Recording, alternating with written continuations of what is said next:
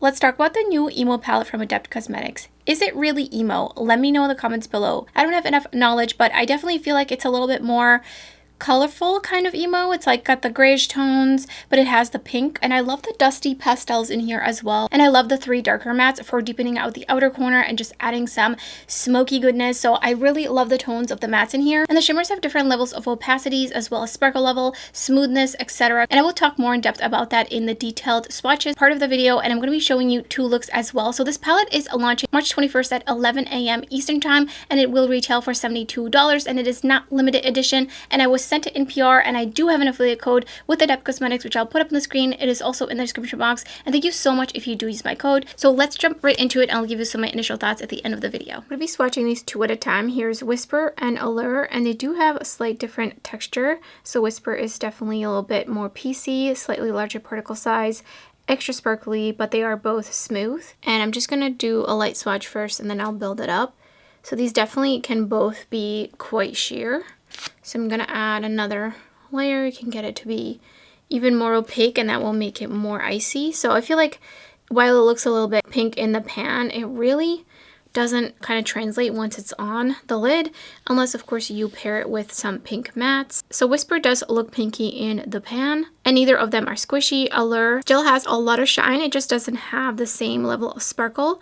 And this one I would describe as a olive green with bright pink flecks, and I see it shifting to gold all the way to a neon green at a super harsh angle, with the light just hitting it right. Seafoam and Coal Dust, definitely quite a bit of difference in opacity as well as shine and sparkle level. So here's a light layer, just picking up a little bit, super sheer. So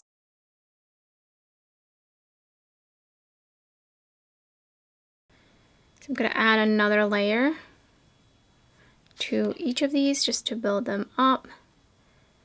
Seafoam is a seafoam green with purple and silver flecks, and it is the same particle size as Whisper, and it doesn't have any squish. Swatched out, it doesn't look as green. I feel like I can really see the pink flecks throughout it. So this is another one of those shades, kind of like Whisper, where it might look different depending on the mattes that you're pairing them with as well as your skin tone. And then Coal Dust is a smooth charcoal with a plummy hue and has no squish, and it has pink, green, blue flecks throughout it, and I maybe even see some gold in there. And it's not necessarily shifty, but it does have a little bit of dimension to it. And here's a close-up. See all the different sparkles in Coal Dust. Such a beautiful shade. Next up is MC1 and Dormant. And these are both quite smooth, but Dormant does have a little bit of extra sparkle. And this one definitely, you could sheer out much easier than MC1, especially because the base is more brown versus teal. And I feel like with a teal base or a colorful base, it's a little bit harder to sheer that out. So MC1 has a bright pink straight on flash, and then it shifts to orange to green. Look at that orange, super, super shifty. I see a little bit of like a light yellow gold as well in between there. And it does have hollow flecks throughout them, but they are pretty unevenly spread throughout, so it's not going to be like an even hollow. I think you can kind of see it at this angle right there. But it is more even than the other shade that's hollow in this palette. This one has a little bit of a slick feeling to it compared to the other 4 shades I have swatched so far. Dormant has a warm brown reddish base, and it's the same sparkle level and particle size as Whisper, and it has a bright green flash straight on, and it shifts to blue to purple. It is so beautiful, so beautiful.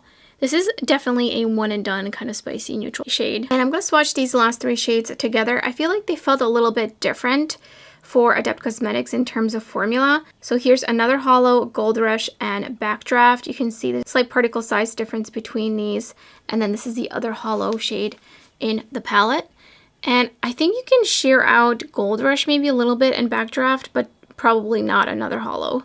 So here's one layer. And then here's Gold Rush. And it picks up pretty heavily. It has a little bit of thickness to it. And then Backdraft also has a little bit of thickness to it. And then I'm just going to add another layer to get it to full opacity. And then same with Gold Rush.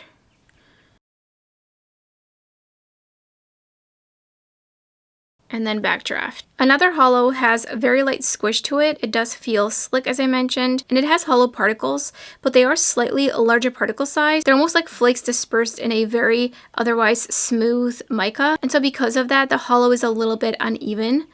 So it's not like a uniform hollow. And this one is a black base type of multi-chrome with a forest green flash straight on, and it shifts to blue to purple, and even maybe slightly leaning to like a purpley pink at a really harsh angle with the light. And then Gold Rush looks like it has a similar particle size to Whisper and Seafoam and Dormant. However, it does feel thicker to swatch, so it picks up a little bit heavier on the finger. And this one is a beautiful bronze sparkly shade with a warm gold kind of mid-tone base. And Backdraft also feels thicker. Also, it is flakier and has the largest particle size in the entire palette.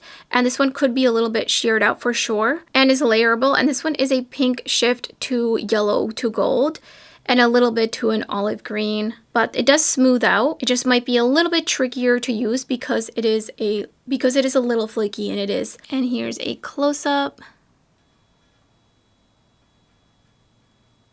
Adept did say that there are 2 repeats from the House of L palette. So top is Seafoam, and below that is Jor-El. And then below that is Backdraft, and then Karazor-El. I'm gonna add another layer here. They are definitely similar. I feel like Seafoam and Jor-El have just a slight difference, ever so slightly different, especially in texture. The shades in the House of L palette are more on the squishy side. And I think the shift in Backdraft is different from Karazor-El. It goes to gold to green, while I don't see the green as much in the Karazor-El shade. And here they are just close up. So I'm first going in with black and brown on a slightly fluffier brush, so not a pencil brush. And I want this eyeshadow wing to be pretty blown out and a little bit on the thicker side, which is why I'm going in first and laying it down in the shape of it. And then I'm going in with the Game Beauty, I believe it's EO5 brush. And with this one, I'm just going to deepen it up a little bit and just sculpt it a little bit more. And also this is going to help with creating that kind of outer flick, thinner wing shape. And then in the crease, I'm taking Crayable, which this shade applied really nicely. And then I put down some Spectral Shimmer Primer from Devinah Cosmetics. And I'm using the brush from me and Clionadh's collab to pick up MC1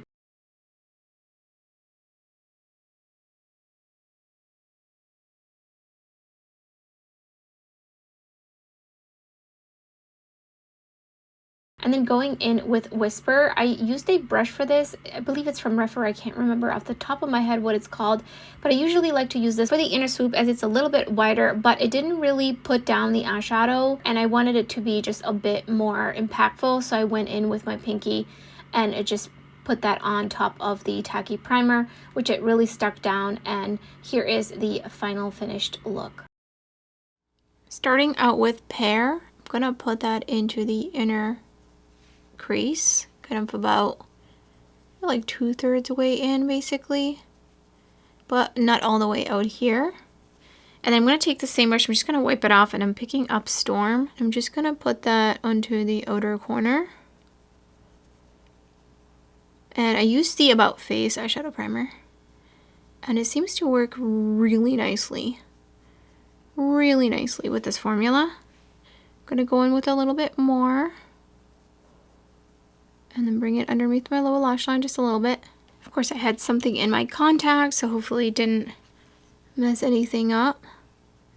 But I'm just feathering the edges. I'm going to take a clean brush with nothing on it and just kind of go over. And then I'm going to take Deep Abyss, and it's just going to go right onto the outer corner out here to deepen this up a little bit and underneath my lower lash line. Just the tiniest bit. Putting on the Shine On Shimmer Shadow Enhancer from me and Clionadh's collab. And I'm just gonna touch it up and spread it out. Going in with Dormant. And I'm just gonna use my finger because I want to avoid fallout. Well, I said that as there was a little bit of fallout. I just feel like with this shade I may get more fallout if I use a brush. And I want to be able to like smooth out the edges too. Just all in one go type of thing. And here's the finished look.